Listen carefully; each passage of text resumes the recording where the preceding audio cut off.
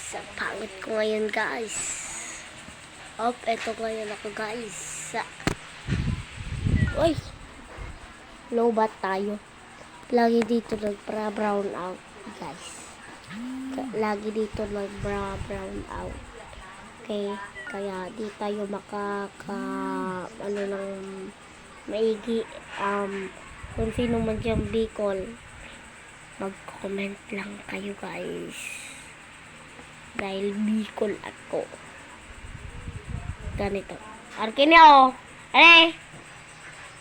Siyan! Yain ka! Yan! Ganon mag-Bicol. Gusto kitang magkasama. Guys, ipapakita ko sa inyo yung iba. Ay! Joke lang po.